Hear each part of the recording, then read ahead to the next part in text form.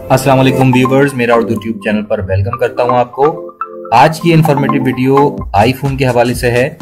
अगर आप Android smartphone user हैं लेकिन अब आप आईफोन की तरफ जाना चाह रहे हैं तो आईफोन बाय करने से पहले या यूज करने से पहले कुछ बातों को आपको अपने ज़हन में रखना होगा।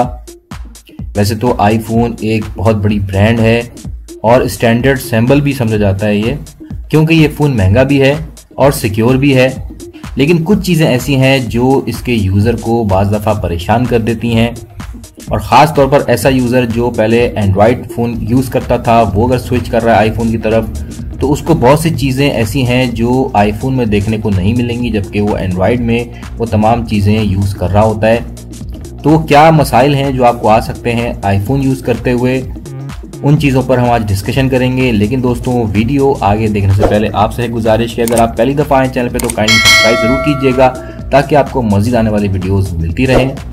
तो दोस्तों, सबसे पहली चीज़ तो हम इसके वर्जन की बात कर लेते हैं कि जो स्मार्टफोन नॉर्मल होते हैं वो एंड्रॉयड वर्जन होते हैं और जबकि आईफोन जो है वो iOS बेस्ड होता है। दूसरा फ़र्क यह है कि एंड्रॉयड स्मार्टफोन जो है वो आपको डुअल सिम में ही मिल जाएगा, इवन ट्रिपल सिम्स के भी एंड्रॉयड मोबाइल फ़ोन्स आते हैं, लेकिन आईफोन आपको हमेशा सिंगल सिम ऑप्शन के साथ ही मिलेगा।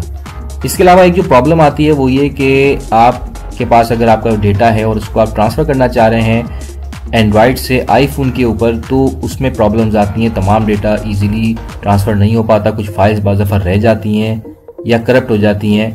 लेकिन जैसा कि Android to Android data send करना आसान है, इसी तरह phone to iPhone data send करना कोई मुश्किल नहीं है।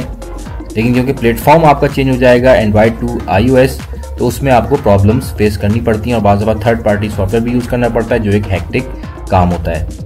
इसके अलावा एक इंपॉर्टेंट चीज़ आपको बताता चलूँ कि अगर आपने एंड्रॉयड के ऊपर कोई ऐप बाय की हुई है और अब आप उसको आईफोन पे यूज़ करना चाहते हैं तो आपको दोबारा से पे करना पड़ेगा और उसका iOS वर्जन बाय करना पड़ेगा। और ये बात भी मुशाहिदे में आई है कि as compare to Android app iOS जो एप्लीकेशंस हैं वो ज़्यादा महंगी होती हैं। दोस्तों, इस वीडियो का मकसद हरगिज़ ये नहीं है कि मैं आपको आईफोन से मना कर रहा हूँ लेने से, ऐसी कोई बात नहीं है। आईफोन का अपना एक स्टैंडर्ड है, इसके अपने कस्टमर्स हैं, लेकिन सिर्फ एक कंपैरिजन में दे रहा हूँ कि आईफोन और एंड्रॉयड में क्या फ़र्क है। अब कुछ मज़ीद अहम चीज़ें आपसे शेयर करते हैं। एक तो चीज़ है इनकमिंग कॉल स्क्रीन। जब भी आपको कॉल आती है तो बहुत ज़्यादा बाज़ दफ़ा इरिटेटिंग हो जाता है ये, क्योंकि आपके पास जब कॉल आती है तो एंड्रॉयड में तो आप इसे मिनिमाइज़ कर सकते हैं या आप इसे इग्नोर भी कर सकते हैं। आप अपना कोई ज़रूरी काम फॉर एग्जांपल कर रहे हैं तो वो आप कंटिन्यू रख सकते हैं, जबकि आईफोन में आपको पूरी स्क्रीन के ऊपर एक इनकमिंग कॉल शो हो रही होती है, एक विंडो शो हो रही होती है। यानी जब तक आप उसे पिक ना कर लें कॉल को तब तक आप जो है अपना कोई और काम नहीं कर सकते। तो या तो आप कॉल को पिक करें या आप कॉल काटें। तो बाज़ दफ़ा ये भी होता है कि अक्सर लोग ऐसे होते हैं जो फ़ोन पिक ना करने पर भी बार बार आपको कॉल्स कर रहे होते हैं। तो आप किसी वजह से अगर कॉल पिक नहीं करना चाह रहे हैं तो आपको बहुत ज़्यादा इरिटेटिंग फील होगा, जबकि एंड्रॉयड में ऐसा नहीं है। कॉल जो है वो बैकग्राउंड में आती रहती है, आप उसको इग्नोर ईजीली कर सकते हैं। एक और चीज़ ये है कि डिफ़ॉल्ट ऐप्स जो हैं उससे आप नहीं बच सकते। आईफोन के अंदर आपको बेशुमार डिफ़ॉल्ट ऐप्स मिलेंगी जो बाज़ दफ़ा बेमकसद भी होती हैं, आपके किसी इस्तेमाल की नहीं होती, लेकिन आपने उनको लामहाल अपने फ़ोन में रखना होता है। फॉर एग्ज़ाम्पल URLs जो हैं वो हमेशा सफारी ब्राउज़र पर ही ओपन होते हैं। ऐसा नहीं है कि एप्पल को इन चीज़ों का पता नहीं है। एप्पल आईफोन जो हैं उनमें अब तेज़ी से एडवांसमेंट आती जा रही है, लेकिन ये प्रॉब्लम जो मैं आपको बता रहा हूँ ये कॉमन है। एक और चीज़ आपको बताऊं कि अगर आप व्हाट्सएप यूज़र हैं और आप एंड्रॉयड पे यूज़ कर रहे थे व्हाट्सएप को और अब आप उस डेटा को चाह रहे हैं कि अपने आईफोन पर मुंतकिल कर दें, तो ये भी एक मुश्किल चीज़ है, क्योंकि एंड्रॉयड जो है वो बैकअप बनाता है गूगल ड्राइव के ऊपर, जबकि iOS बैकअप बनाता है iCloud पर। तो क्योंकि इनका आपस में कोई कनेक्शन नहीं है इसलिए आपको थर्ड पार्टी एप्लीकेशन भी यूज़ करनी पड़ती है डेटा को इंपोर्ट करने के लिए, और इसके लिए आपको पे भी करना पड़ता है। एक और चीज़ आईफोन में यह है कि टेक्निकली अगर हम देखें तो नोटिफिकेशन का जो पैनल है वो कैटेगराइज नहीं होता। यानी अगर मुझे व्हाट्सएप पे कोई मैसेज आया है और कोई ईमेल भी आया हुआ है या इंस्टाग्राम पर मुझे कोई मैसेज आया है तो ये सब एक साथ शो होंगे, जबकि एंड्रॉयड के अंदर ये कैटेगराइज वे में शो होते हैं। कॉल हिस्ट्री की बात करें तो कॉल हिस्ट्री जो है वो भी ज़्यादा अरसे तक यानी लॉन्ग वे में सेव नहीं होती, बल्कि डिलीट करता रहता है आईफोन ऑटोमेटिकली, जबकि एंड्रॉयड में कॉल हिस्ट्री जो है वो उसकी एक लॉन्ग ट्रेल होती है इसका फ़ायदा ये है कि आपने अगर कोई नंबर सेव नहीं किया हुआ था या आपको कुछ दिन बाद उस नंबर की ज़रूरत पड़ती है, जिस पर कभी कॉल आई थी आपको, तो आप कॉल हिस्ट्री में जाकर उस नंबर को पिक करके कॉल कर सकते हैं या सेव कर सकते हैं। इंटरेस्टिंगली एक और बात बताऊं आपको कि कॉल रिकॉर्डिंग का ऑप्शन भी नहीं होता। जी, अगर आप बहुत कोशिश करें तो कोई थर्ड पार्टी सॉफ्टवेयर यूज़ करते हुए आप रिकॉर्डिंग कर सकते हैं, लेकिन नॉर्मली आईफोन के अंदर कॉल रिकॉर्डिंग का ऑप्शन नहीं है। इसके अलावा आप ट्रू कॉलर भी यूज़ नहीं कर सकते आईफोन के अंदर। टेक्निकली एक और बात बताऊं कि फाइल मैनेजर का ऑप्शन भी नहीं होता। सर्च में जाकर कोई चीज़ आप फाइंड कर सकते हैं, लेकिन एंड्रॉयड में प्रॉपर फाइल मैनेजर का फोल्डर होता है जहां पर तमाम डेटा सेव रहता है। आईफोन में आपको फाइल शेयर करने के लिए पहले फाइल को सेव करना होगा, फिर वो डॉक्यूमेंट में शो होगी तो आप शेयर कर सकते हैं, यानी आपको लंबे प्रोसेस से गुजरना पड़ता है। एक और बहुत अजीब बात यह है कि मूवीज़ या सॉन्ग्स को आप डाउनलोड नहीं कर सकते।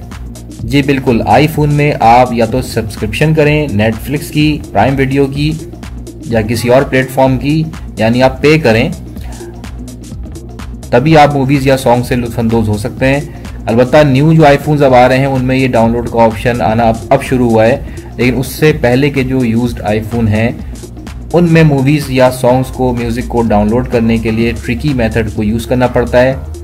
तो ये फ्रीडम जो है डाउनलोडिंग की, ये सिर्फ एंड्रॉयड में ही आपको मिलेगी, जबकि जो नए अब आईफोन आ रहे हैं उनमें कहीं कहीं ऑप्शन मौजूद है, और अगर है भी ऑप्शन मौजूद तो वो बहुत ही ट्रिकी मेथड है जिसके ज़रिए से आप मूवीज़ को या सॉन्ग्स को डाउनलोड कर सकते हैं। आईफोन में म्यूज़िक सुनने के लिए एप्पल अपना म्यूज़िक ऐप देता है, जिसके लिए आपको पे करना होगा। इसके लिए आपको iTunes सॉफ्टवेयर इंस्टॉल करना पड़ता है, जिसके ज़रिए आप म्यूज़िक डाउनलोड कर सकते हैं। प्रोमोड का ऑप्शन भी नहीं होता आईफोन के अंदर। प्रोमोड में फ़ोटो कैप्चर नहीं हो सकती। इसमें शक नहीं कि आईफोन की पिक्चर क्वालिटी अच्छी होती है, मगर इसमें प्रोमोड का ऑप्शन नहीं है, जबकि एंड्रॉयड में आपको इजीली ऑप्शन मिल जाता है। एक और इम्पॉर्टेंट बात आपको बता दूं कि आईफोन के अंदर कस्टमाइजेशन का ऑप्शन नहीं होता। जी, ये बहुत ही हैरतअंगेज़ बात है, यानी जो इन्वायरमेंट है, जो GUI है, वो चेंज नहीं कर सकते आप। यानी जो आइकॉन्स हैं वो भी आप चेंज नहीं कर सकते, आप लॉन्चर यूज़ नहीं कर सकते, सिर्फ वॉलपेपर चेंज करने की सहूलत मिलेगी आपको। और जो UI आपको आईफोन ने दिया है आपको उसी के अंदर रहना होगा। एक और चीज़ आपको बताऊं कि मेमोरी कार्ड नहीं डाल सकते आप आईफोन के अंदर। इसकी सिर्फ इंटरनल स्टोरेज है, आप एक्सटर्नल स्टोरेज इसमें यूज़ नहीं कर सकते। एक और शिकायत जो आती है ख़ासतौर पे वो चार्जिंग के हवाले से आती है कि आईफोन के साथ जो चार्जर आता है वो नॉर्मली स्लो होता है और फास्ट चार्जिंग के लिए आपको अलग से चार्जर बाय करना पड़ जाता है। इसके अलावा आईफोन का चार्जर जो है वो भी बिल्कुल अलग तरह का होता है, उसकी जो पिन है वो चेंज होती है, और किसी और स्मार्टफोन या एंड्रॉयड फ़ोन का जो चार्जर है वो आप अपने आईफोन में नहीं लगा सकते, जबकि एंड्रॉयड स्मार्टफोन में हर चार्जर हर मोबाइल फ़ोन के साथ ईजिली कनेक्ट हो जाता है। एक और इंटरेस्टिंग चीज़ ये है कि एंड्रॉयड फ़ोन्स जो होते हैं उनमें आप कोई भी थर्ड पार्टी वेबसाइट से APK फाइल को डाउनलोड करके अपने फ़ोन में इंस्टॉल कर सकते हैं और इस तरह आप ऐप भी यूज़ कर सकते हैं कोई भी। लेकिन आईफोन में आप अव्वल तो APK इंस्टॉल ही नहीं कर सकते, और अगर आप कोई फ्री ऐप यूज़ करना भी चाहें तो इसके लिए आपको ऐप स्टोर पर जाना पड़ जाता है इनके, और उसके लिए भी आपको पहले अपनी क्रेडिट कार्ड की इंफॉर्मेशन देनी लाजमी होगी, और फिर ही आप कोई इनका फ्री ऐप जो है वो डाउनलोड कर पाएंगे। तो ये भी एक इरिटेटिंग चीज़ है।